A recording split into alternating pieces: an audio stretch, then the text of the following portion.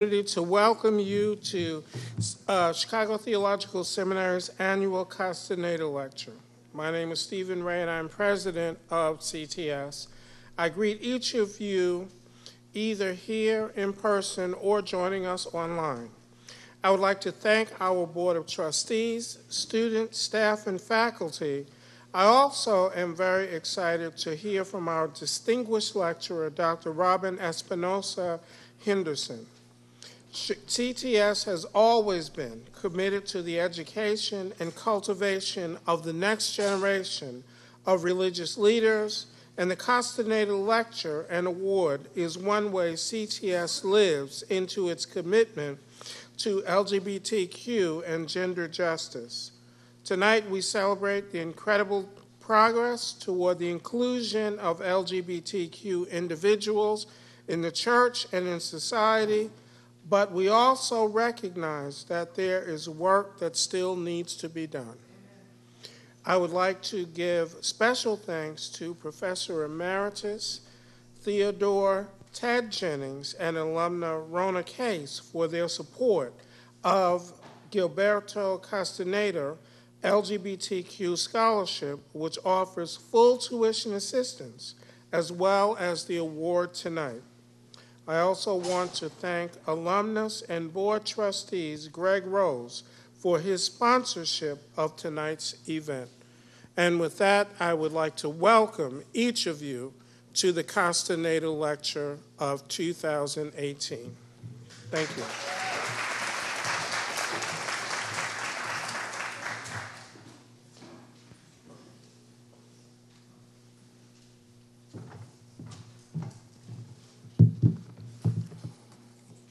Good evening. Would you stand with me as it is convenient for you?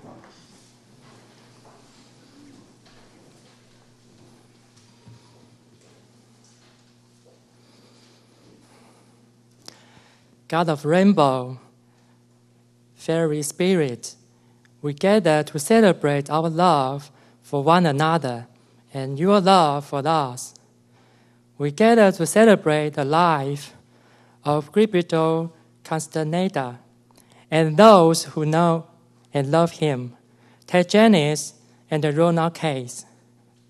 We gather to commit ourselves to the CTS mission and commitment, which reads, we are committed in a world governed by the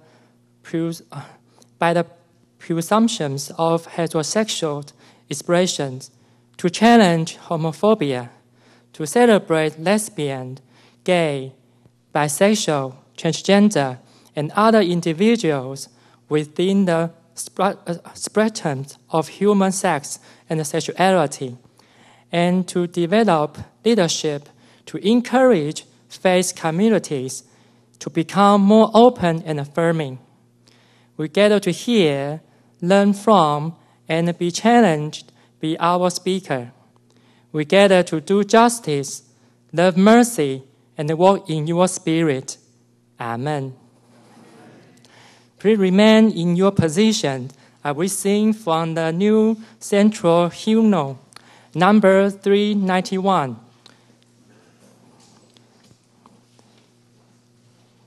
We will sing just the first 3 verses.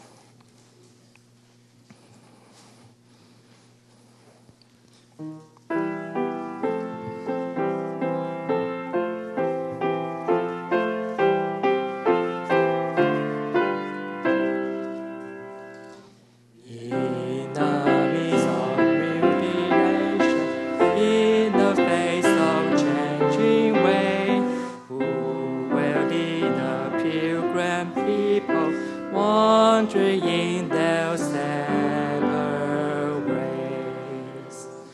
God of rainbow, fairy pillar, leading where the eagle soars.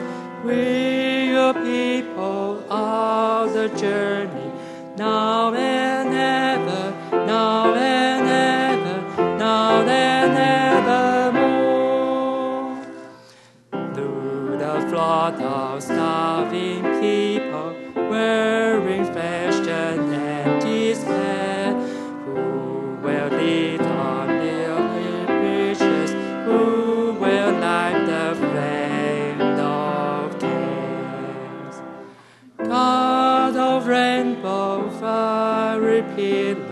leading where the eagles soar. We, your people, ours the journey, now and ever, now and ever, now and evermore. As we stand a world divided by our own melting shame, glad that we are global village, I envision wider dreams. God, a rainbow fiery pillar, leading where the eagles soar. We, your people, ours the journey, now and ever, now and ever, now and evermore. You may be seated.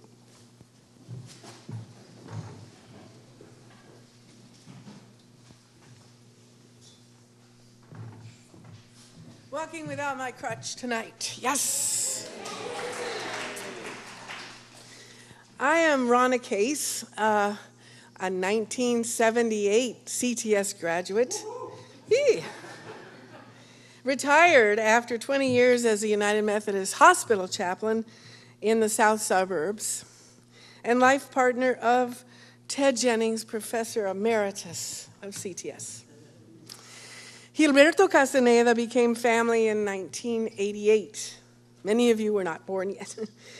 When I was engaged in developing mission congregations among undocumented workers from Mexico in the areas around Bakersfield, California.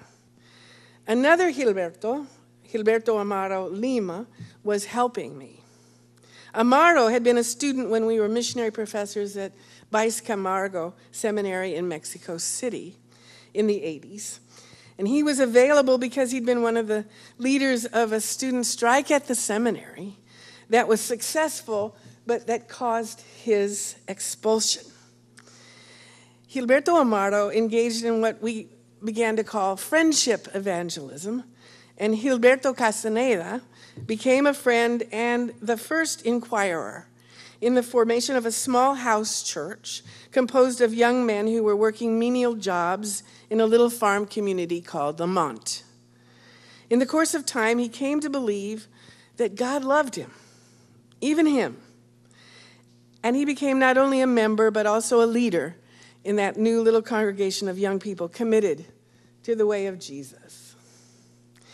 He wanted to learn to play the guitar like Gilberto Amaro, his tocayo, which means Spanish for namesake, and so that he could sing the songs of love and longing that we sang in Spanish. He could sing, but he never could find different rhythms. He practiced and he practiced playing a guitar that we found for him, but he always heard the same rhythm. And so he was the strum heartbeat, drum, drum, drum, that we sang around. When Gilberto Amaro returned to Mexico, Gilberto Castaneda remained. We invited him to move into our home. He worked in local restaurants as a pre-cook and dishwasher when he could, and every week he was a member of the leadership group. Several times he traveled to another church in the farmlands where Ted one year was a pastor to teach a few hymns and songs in Spanish so that they would be more prepared to welcome workers from their area, their community. When we were invited to return to CTS, Gilberto announced that he would be coming with us. On the cross-country trip back to Chicago in the summer of 1991, Ted taught him and Freddie, another adoptive son, a street kid from Honduras, he taught them how to drive. With Chulo, our dog, I always was in the other car.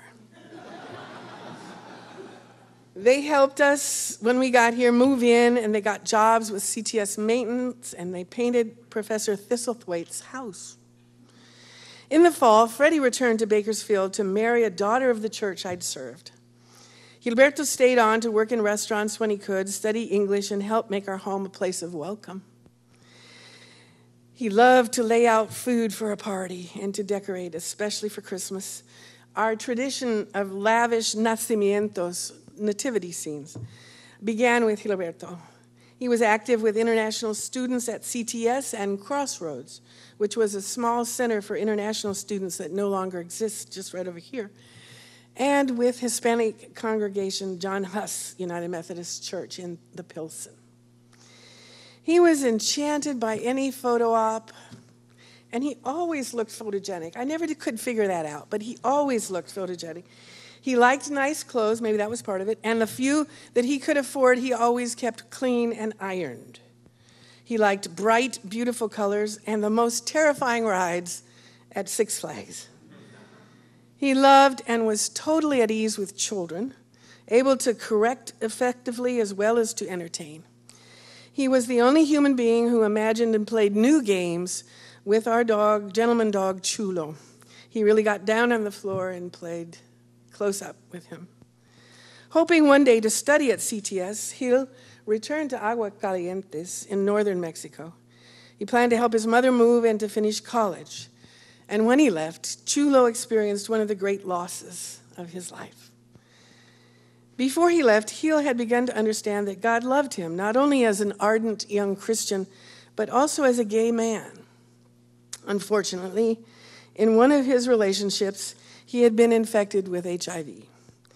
His lifetime habit of denial of his sexuality and the subsequent extremely toxic relationship with a man in Atlanta, a cop, and a Southern Baptist deacon, resulted in deferred diagnosis and treatment. The setbacks in health and that relationship led him to ask to return to our home in 1994. Shortly before he arrived, he finally went for an HIV test and was told he was HIV positive and already sick with opportunistic infections.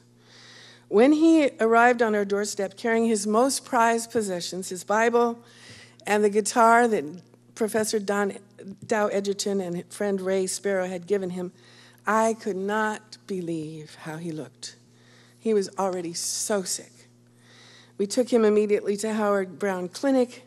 Despite all their efforts, he continued to decline. Ted was with him continually. Gil's gentle and generous spirit and his unshakable confidence in the love of God were constant. When he could no longer play the guitar and sing, he asked us to sing the songs, the love songs, for him. 2 weeks after he arrived, we had to take him to Northwestern Medical Center. Ibrahim, a tall, strong, handsome, healthy Muslim Senegalese man who had a home with us at the time, carried him down 3 flights of stairs from the 6th flat. Ibrahim had had a deep fear of sick people most of his life, but his heart was full of compassion and a sense of freedom because of what he had seen of Gil's inner dignity and his faith in the face of such illness. Gilberto was such a pale, twiggy version of himself, without the strength to walk or even hold on. So Ibrahim carried him down the stairs in his arms. Gilberto died of massive complications due to AIDS on August 19, 1994, at the age of 29. The beautiful guitar he inspirited may still be heard occasionally in this chapel. It's a memorial gift from Dow and Ray in his name. The love songs he cherished are still sung in Latina congregations all over the city. Since Gil died dreaming of studying at CTS, it continues to be very moving to us that there is a scholarship here in his name for gay and lesbian seminarians, transgender, queer in general, and that there is an evening when we remember him. He was one of those people you might overlook, really, and discount. He had begun to see that he could be very engaging and a remarkable man that God had created him to be. Still, he was not the sort of person for whom scholarships are normally named. In honoring the memory of such a person, CTS honors our Lord, who said, the way that we treat him, the way we treat the least of these is the way that we treat him. Gil is among the great clouds of witnesses that surround us. In Latin America, we say that a person is still presente, even though they have died. And when I say his name again, please say with me, presente. Gilberto. May the one who brought him home guide us all to step into the divine and gentle flow of grace and to work for the earthly reign of generosity, justice, and joy. Blessed be Gilberto. Presente.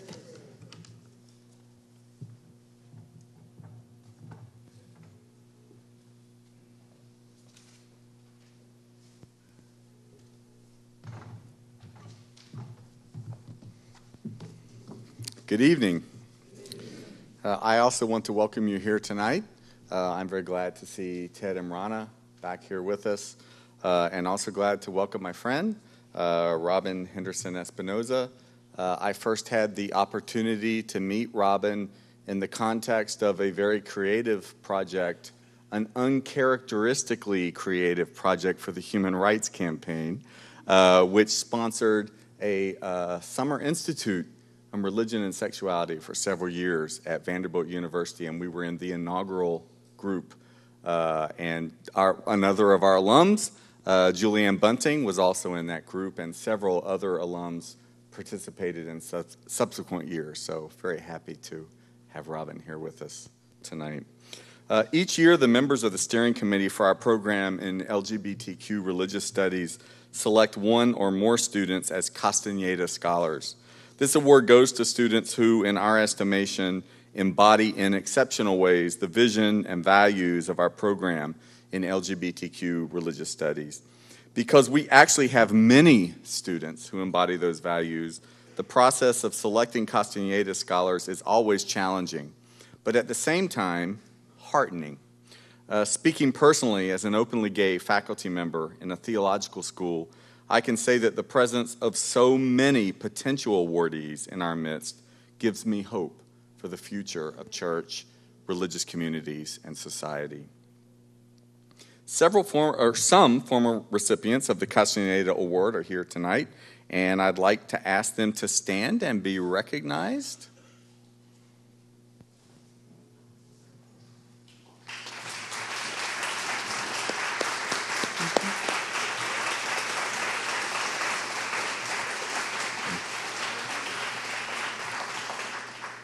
I also want to mention that one of last year's awardees, alongside Wei Jin Chen, who gave our invocation, asked me to express her regret at being unable to join us tonight. Lin Young had planned to be here, but the sudden passing of a close friend made that impossible. Finally, it is my honor to announce the two recipients of this year's Castaneda Award. Our first awardee is a second-year student in our Master of Divinity program. He's a graduate of the University of North Florida who initially pursued a business career before deciding to apply to CTS. And he continues to consider a vocational path that would allow him to combine his business and his theological education, perhaps in the nonprofit world. Please join me in congratulating Joey Rodill.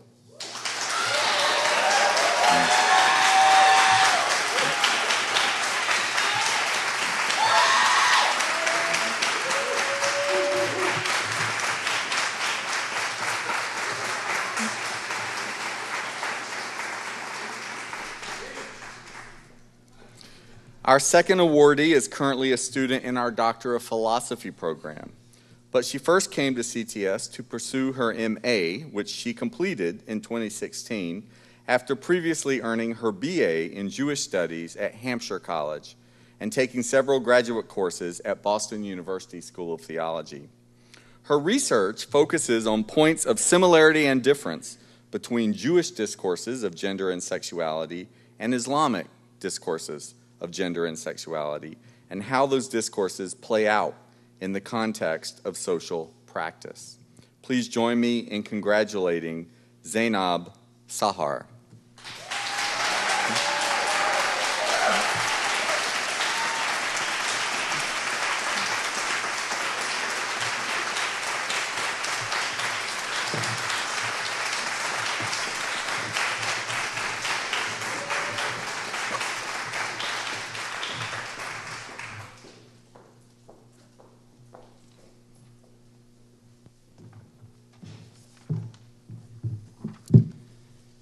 In the very mission and commitments that guide and direct our work at CTS, we explicitly name the importance of liberating humanity from restrictive gender norms, from the presumption of heterosexual expression, and from the harmful effects of transphobia and homophobia. The Castaneda Award and lecture tonight is but one way CTS leans into this commitment. We acknowledge and celebrate the leadership within our own CTS community, and we recognize the important intersection between academics and activism by inviting speakers like Dr. Robyn to speak and to challenge us. By being here tonight, by supporting these students, by learning from Dr. Robyn, you demonstrate your commitment to LGBTQ and gender justice. And so if we as a community are to truly live into this work, if we are to remain committed to LGBTQ and gender justice, then we must respond to these convictions. One clear way to respond tonight is with a gift to CTS. Your giving of any amount directly supports our students. It makes opportunities like tonight possible. If tonight excites you, if you learn something, if you are convicted by this work of LGBTQ and gender justice, then perhaps this is the invitation to respond that you have been waiting for. Right now, this spring, thanks to an anonymous donor, all gifts to Student Scholarship are being matched dollar for dollar. And so when you give tonight by visiting ctschicago.edu or by finding me after the lecture or through the envelope in your program, your gift of $25 will provide $50 of student scholarship support. Your gift of $50 will provide double the amount in scholarship. Consider the impact that you can make tonight. We are grateful for your presence, and we are thankful for your support of Chicago Theological Seminary.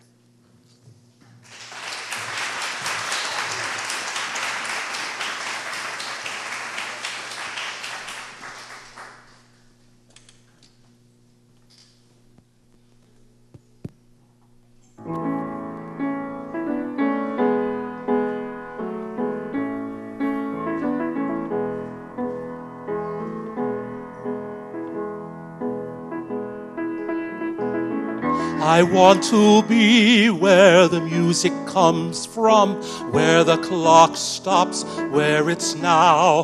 I want to be with the friends around me who have found me, who show me how.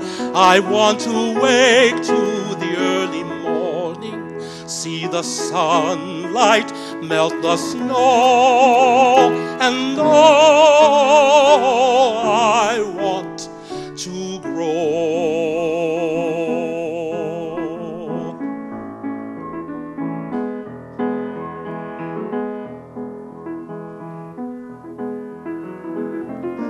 I want to wake to the living Spirit here inside me where it lies. I want to listen till I can hear it. Let it guide me and realize that I am one with the flow unending, that is blending, that is real.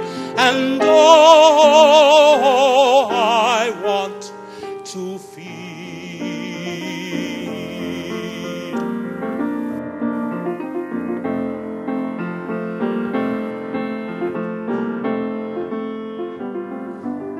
I want to walk in the earthly gardens, far from fear. I want to walk to the growing gardens, to the devas, to the deer, and to be one with the river flowing. Of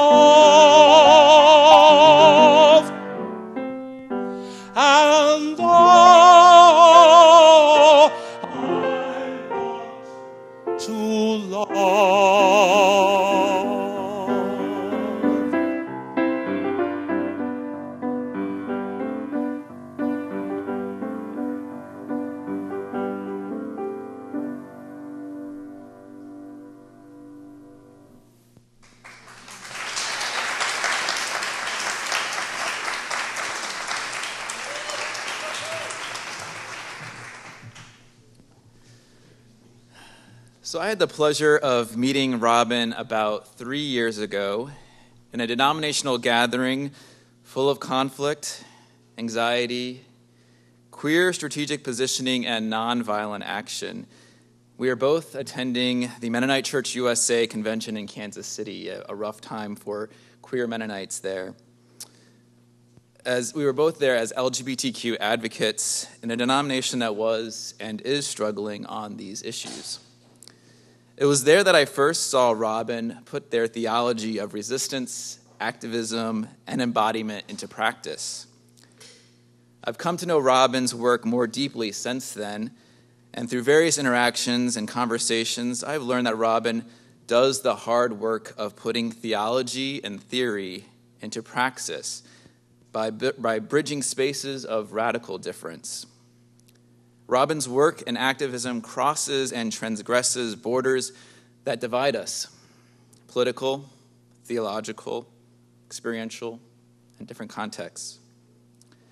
As an anti-oppression, anti-racist, non-binary, transgressive Latinx, Robyn takes seriously their call as an activist, theologian, and ethicist to bridge together theories and practices that result in communities responding to pressing social concerns.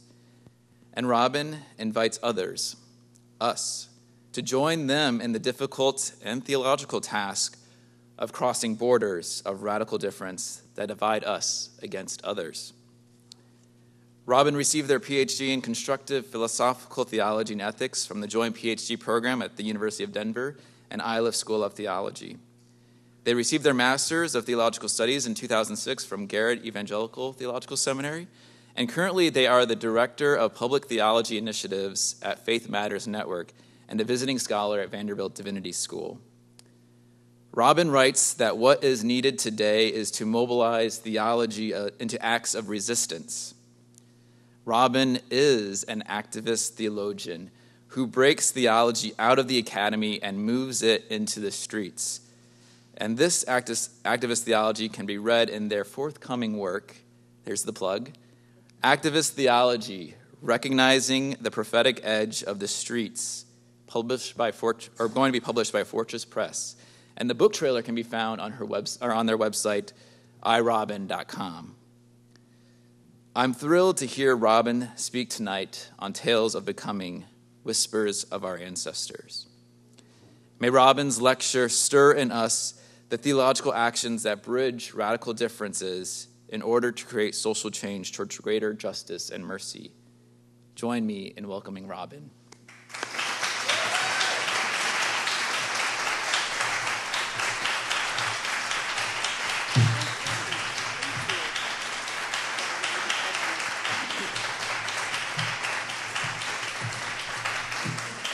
Thank you. So when I sat down in the reception and I asked Ken, why aren't you introducing me? Because I had seen the schedule. Ken said, well, Jason knows you. And then I was remembering, like, oh yes, Jason and I were in that highly contested space. That is a different story. Can everyone hear me okay? Great. I'm short, the microphone is tall. I wanted to make sure. I am humbled to give this lecture. I really am. Chicago was home to me for 7 years, during which I attended seminary just up the road at Garrett and cut my teeth on radical queer politics in the early 2000s. I moved here from Texas and was in many ways fresh off the boat when I arrived in the city of Chicago on July 4th, 2002. You can imagine. I came with a suitcase of t-shirt and jeans and books. I had no coat. I got a real education in 2002. I'm delighted to be back in Chicago and with all of you this evening. It's a great joy to be in an institution who for many years has sought to be on the right side of history with regard to people like me, those who are del otro lado, on the other side. So thank you to Chicago Theological Seminary for this invitation. It really is a joy to be in conjunto with y'all. Many of my friends and colleagues, far senior than I, have given this annual lecture. and I'm happy to join in the ranks of those who have come before me. I'm grateful, too, to Dr. Ken Stone, who, in the early days of fall, gauged my interest in giving this lecture. I first met Dr. Stone, as he mentioned, at the inaugural year of the Human Rights Campaign Summer Institute at Vanderbilt Divinity School, and I have been forever grateful for the ways that the HRC Summer Institute shows up in my life in moments like these. I thank the gestures of my senior faculty colleagues and mentors, many of whom are my friends, who invite the least of these into academic spaces, is how we will continue to see both cultural and institutional change. I'm humbled and I'm grateful that I have this chance to join in the conversation, one that is grounded in acts of becoming and remembering the least of these. In fact, this idea of those who have come before us are often the forgotten ones of our life and in our movements for justice. We remember the high points of varying movements and those who get screen time or have the platform for movement messaging. But often we forget those who were engaged in being faithful in the small things of the work of justice and in the work of making little moves against destructiveness, as my teacher, Dr. Nancy Bedford, just up the road in Evanston, taught me. It is that very thing, the being faithful in the small things, that is often animating the least of these. And I want to speak to this reality in the form of them being whispers, both of our ancestors and those who are invisible in the work, which is much of the story of Gilberto Castaneda. As a trans queer theologian and ethicist, I am both compelled by ideas and invested in our social practices, because both ideas and action have significant impact on our movements for justice. I am caught up in the imagination and idea of becoming, which I have spent hours and 300 pages of my dissertation reading and coming to a deeper, more robust understanding. It is the story of the philosopher or theologian that captivates me. For example, the tale of becoming that Marcella Altas Reed writes in her pulling together disparate strands of the deviant markers of queer life: the lemon vendors, the queer Marys, the carrying a rosary in your pocket and going to the bar. I could certainly name others who offer tales of becoming, but of course, for the sake of time, I will simply mention that we all have tales of becoming. And these tales of becoming both provide content of our work with ideas and animate the translating of these ideas into action. Important to this formula of becoming are the whispers that are often either silenced by the dominant strands of the movement or made invisible by technologies of dominance. As someone who comes from the margins of the margins, from both being born of a Mexican woman not of this country and being a trans queer Latinx, I repeatedly see who the least of these are, made invisible by the logic of dominance that is feeding our movements. If you've been following my work, then you know I ask a lot of questions about the ways theory can be translated into action. I also ask the so what question. While I'm also invested in the possibility of queer theology and wondering whether or not that is a thing. In fact, I was going to ask the question, what is queer theology? But then Laurel Schneider did that in 2014, so I said, okay, well, I'll do something different. So, I'm asking this question of whether or not queer theology is a thing. I come to the question of becoming and queerness through the layered story of making reality through varying modes of affect and aesthetics. So the implicit question is whether or not a queer reality is even possible, given the ways in which the logic of dominance dictates our current reality. The explicit question is whether the least of these can create conditions of possibility for a different reality to emerge, and whether the agency of those who are del otro lado are able to shift our current reality into one that enfleshes an orientation toward collective liberation. I think we can learn a few things from the whispers of those who have been most impacted by multi-system oppressions, including the whispers of our ancestors. The ancestor I turn to is my patron saint, Gloria Anzaldúa, who offers a robust philosophy and tantalizing, I think, theoretical apparatus that tangles me into an entangled web of interconnected thinking that compels me to action. Let me begin with the whispers of Anzalua, who first taught me that borderlands are all around us. But these borderlands are not simply physical, as in the sovereign nation-state borders. The borderlands of Anzalua are the reshaping of aesthetics and realities. Her work combines three philosophical domains that have significant impact on theology and ethics. Those domains are, these are the big 14 syllable words, ontology, epistemology, and ethics. This tripartite way of thinking creates an entangled web for theology and ethics that for Anzalua brings to the fore the question of a becoming being, and this is captured in her writing about the left-handed world, El Mundo Zuro, the production of knowledge, and those that are del otro lado being knowledge producers, and the ways that both of these realities impact our action and our acting in the world, and help those that are most impacted by multi-system oppressions become the most wise actants in our movements for justice. Those that are counted other, or del otro lado, are the least of these.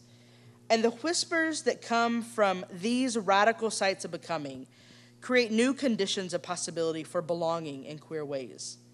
Our own tale of becoming in the LGBT community, notice I didn't say Q, because that's highly contested, is riddled with deep complexities. And it's important to name those complexities that hinder our most deepest radical flourishing.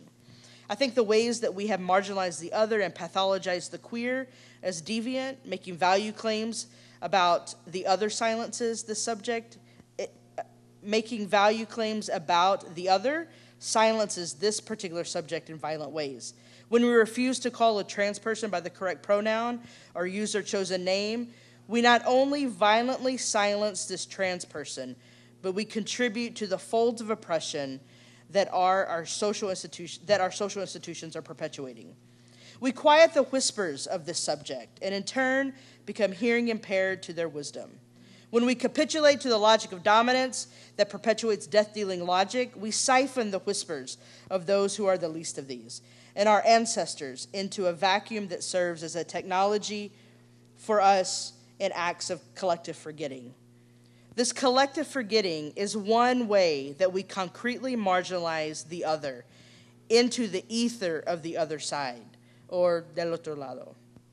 What we don't realize is that the site of del otro lado is a particular tale of becoming, a whisper that breathes life into a logic that has been death-bringing to so many. We need these whispers. We need these subjects because we will otherwise fail in our collective becoming and struggle for liberation if we silence those who are the least of these. And one way of hearing the least of these into speech is by remembering them, which is what we're doing tonight.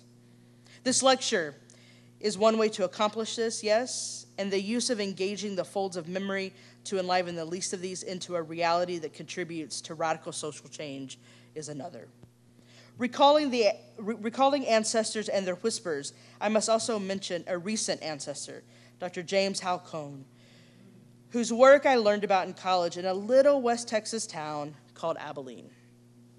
Was it not for my diligent college professor who sought to put important books into my hands, I would have missed this important voice. Of course, Cone's work gave rise to my interest in addressing not only the overwhelming racism in theology and ethics, but the overwhelming racism in our LGBT movement. And much of my learning about the overwhelming racism in our LGBT movement was not just seeing how white it is and has been, but also reading about the fight of trans and queer women of color seeking to take place in movements for justice that were eclipsed by technologies of white power. Certainly, Stonewall is one of those stories, and the stories that are collected in This Bridge Called My Back is another. Anzalua, along with Shadi Moraga, compiled a selection of essays and poetry in this volume, and there in the book is Anzalua's vision for another world, another reality. She called it El Mundo Zuro, the left-handed world. It is likely the first nod to a queer reality in theory and prose that is collected and published. but we don't cite Anzaldúa as a queer theorist.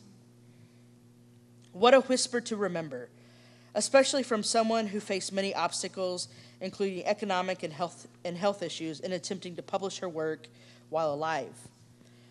El Mundo Zoro takes difference, the philosophical concept of difference, as the primary analytic to undo the politics of opposition that white feminist theories and other philosophies use. In fact, difference as a particular analytic technology creates a relational approach in rethinking reality.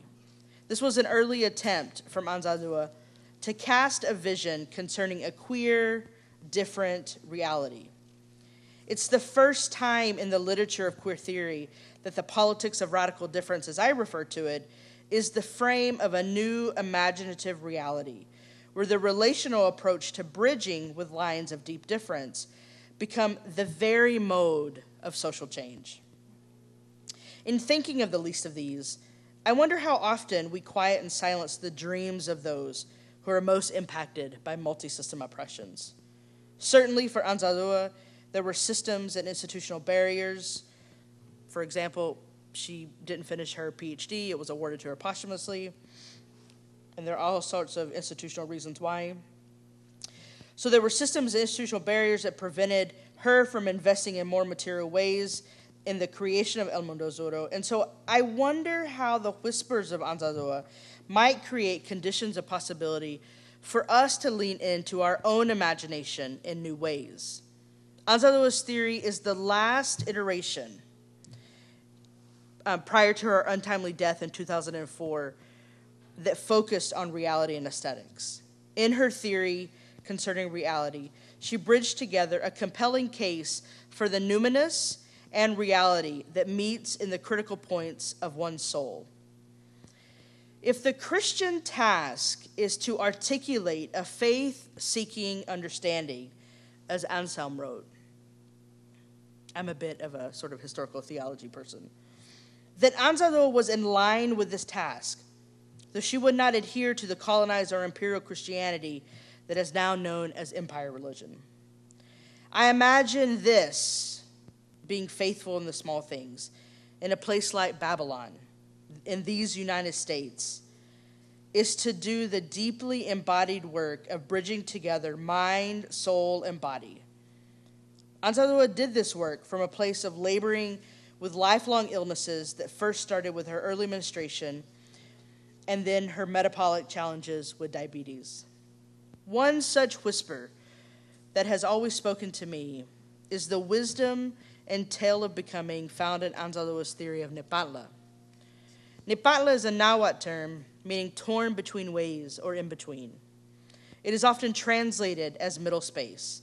It is un lugar que no lugar, a place that is no place. It is perpetual transition, transformation, and becoming. Isn't this the reality that is so true for LGBT persons and queer persons? Many of us are torn between and betwixt, having a place that is no place. I think of when I first moved to Chicago in 2002 and learned that there were only 4 beds for homeless queer youth. 4. I felt a particular urgency around that particular reality, and I found myself in Nepantla relative to my own queerness and transness and the impulse to help. This place that is no place, un lugar que no lugar, is one of the most fruitful places to imagine reality. As my academic partner said to me many years ago, imagination is the only thing queers have on our side. I will be forever grateful for Dr. Nikki Young for saying that my best gift as a trans queer person is my imagination. Anzaldúa thinks so too. Anzaldúa in many ways showed up in Nikki's conversation with me, where I was able to embrace a new imaginal reality as a trans queer Latinx and lean into Nepantla as a place and no place of belonging and becoming. The whispers of our ancestors animate our becoming in strategic ways. And we often don't have the awareness of our soul's work to listen to the voices from the imaginal realm.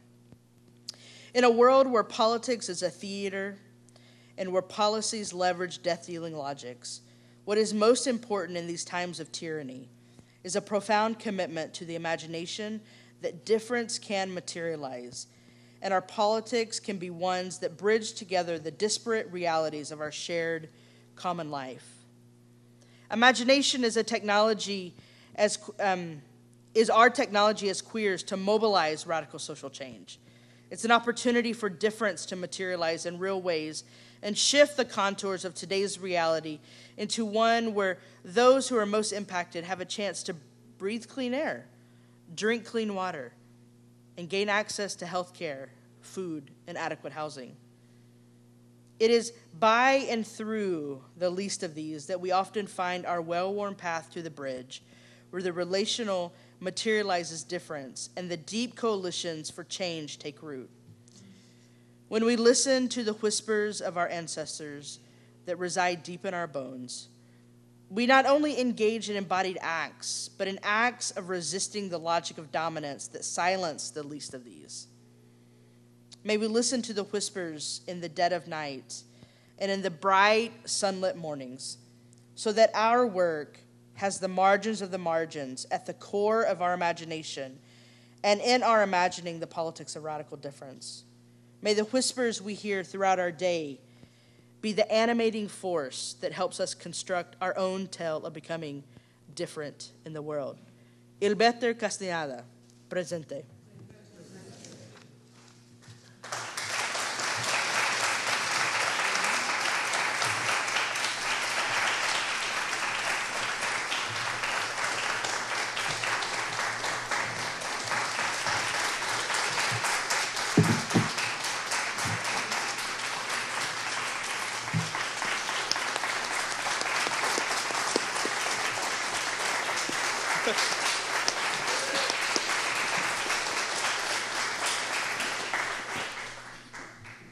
So we have some time here to ask Robyn some questions about activist theology, your lecture tonight.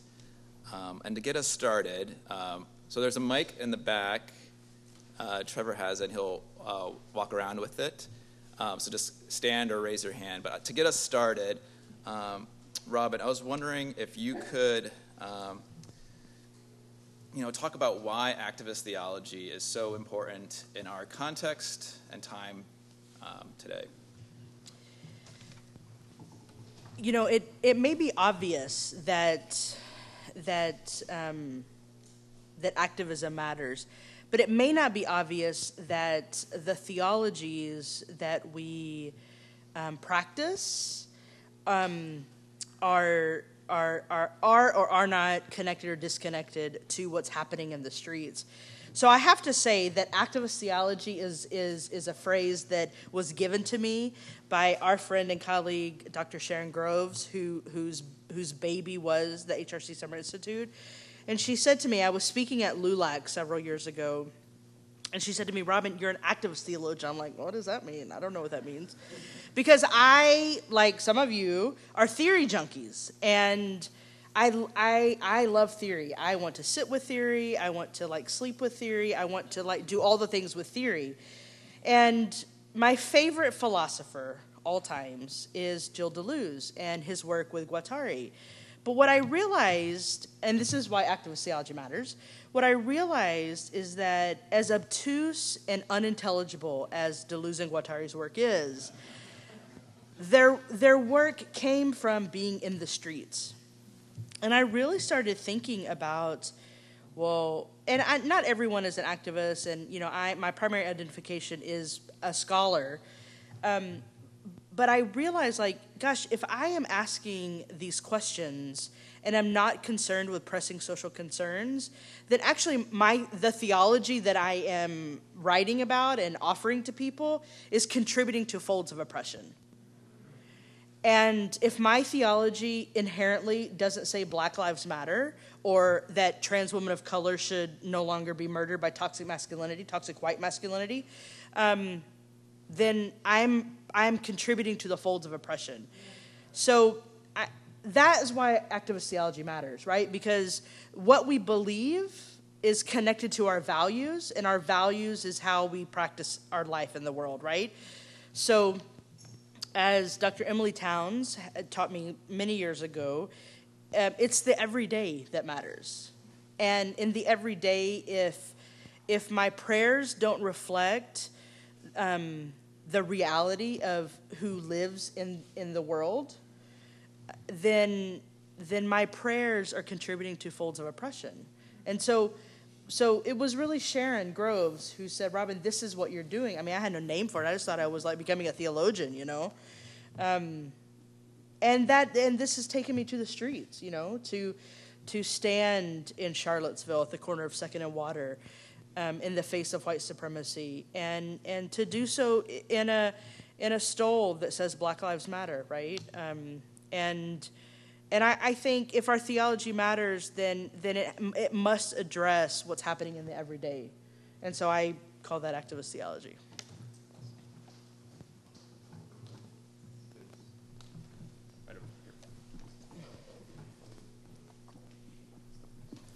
You mentioned correctly, I think, that Anzaldúa is not usually cited as an ancestor of queer theory, Right. in spite of the fact that she used queer before anyone else was using it in Right. theory. And in multiple languages. She Yes, used queer. yes.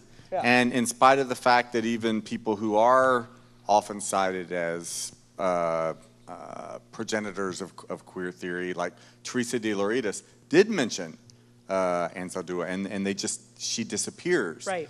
Can you say a little more about that erasure of Anzaldúa and how you think queer theory, whether in its theory junkie modes that you and I love or in the activist, how would queer activism and theory look if Anzaldúa had been recognized as an ancestor? So I want to answer that first, and then I'll talk about the erasure. Today's activism is highly oppositional, and it's the politics of opposition that drives the work right now. And Anzaldúa worked to do non-oppositional politics, like it's relational, right? And if we can figure out how to be human with one another, we might be able to see a different world. But we are so hogtied to our ideology, and that ideology is the politics of opposition. And so there can never be an unshakable peace in the world, because we do work from the place of opposition. So Anzaldúa's work, what it could do to movement work is, one, it's relational, and two, it's rooted in the act of bridging. And so there are multiple points to a bridge where people can enter, and the bridge is ever expanding, and what the bridge does is create sustainable relationships. So I think that could really revolutionize the way that we do activism, right? It could be a relational approach instead of transactional, and we could figure out how to be human with one another. Does that help? The question about erasure is, and I think you know this as well as I do, the people who get counted are those who have institutional stature. So who's the head of queer theory? Foucault, Butler, and Sedgwick. Why? Because they have institutional standing, right? And those are all white folks, right? I mean, that when I was taught queer theory, that is who a queer man of color, in fact. He said, this is the beginning of queer theory. I was like, really? Because I read this other stuff. I mean, I was reading E. Patrick Johnson, for example, and I'm like, there's this other stuff going on over here, right? So when I think about the erasure, I think so much of it is tied up to who has institutional standing and who gets airtime. And the reality is that publishers were not publishing Anzaldúa's work largely because of her contingent role in academia, which is like a thing these days, right? So I think we need to think about, if we believe that generative scholarship comes in lots of different forms, then is the academy the most radical place for queer theory to emerge? I don't know that it is, actually. I don't know that it is. And I say that as an academic. I mean, the person writing poetry for my book is a queer woman of color, a queer black woman. And like, this poetry is deep. I'm like, oh, this is like queer theory. I'm like, oh yeah. I mean, it's really gifted work, and so I think about that from my place with lots of educational privilege, 3 degrees in theology. And I think, am I the best person to like be a producer of theology, or is the person in the streets? I mean, that is where theology, that's where queerness is happening, that's where theology is happening. And we're not socialized to, it's not the street is not a disciplinary site, right? To use academic language. But there's such generative, productive knowledge being produced in the streets, and so is that the site where queerness emerges? I just have curiosity more than answers.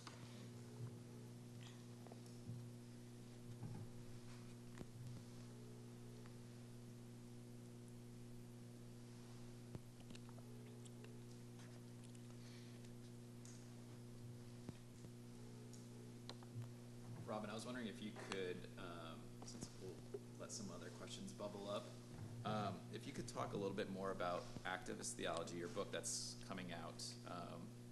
What is one thing that you're excited about from this, this book hitting the market? So I was sharing with Ken at the reception, I wrote 200 pages of all theory, and then when I turned it in, Fortress said, well, really, we want narrative. And I was like, what?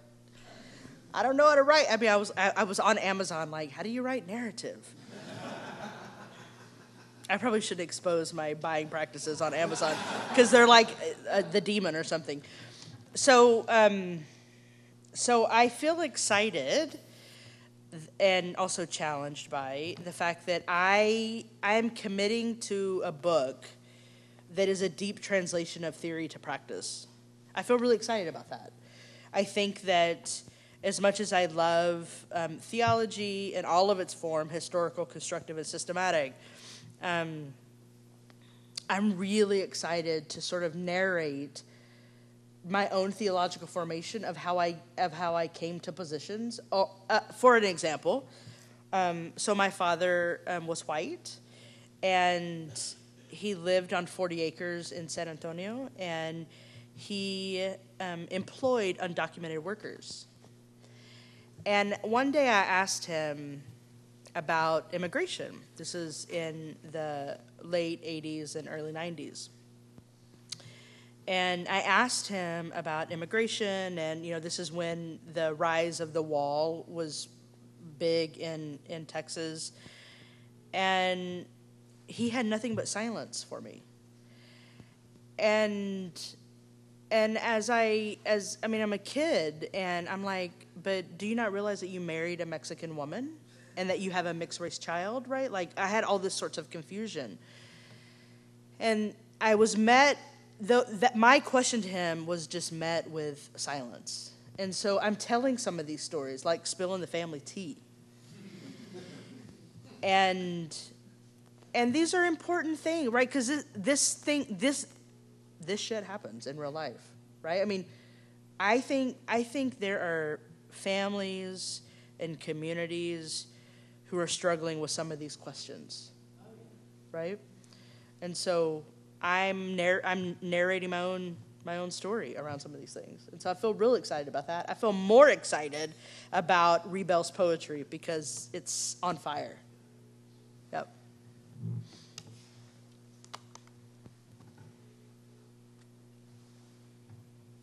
I don't think anybody has a question, which is great. It's great. It's because you've answered all of them. Yes. So if there's no other questions, will you join me again in thanking Dr. Robyn? Thank you.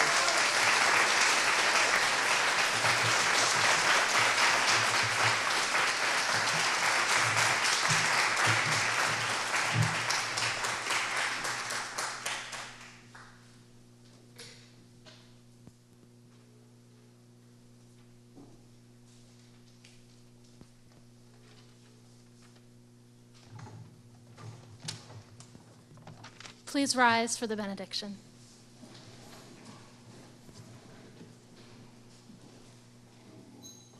We have not finished becoming who we are called to be. We have not even finished hearing the call. We must listen again for the call in all of its fullness, for the deeper, richer harmony. Unexpected singers coming together to sing new songs, telling new stories that can only be heard within new beloved communities. Let us hear the call. Let us meet the stranger. Let us live into what we cannot yet imagine we will become. Amen.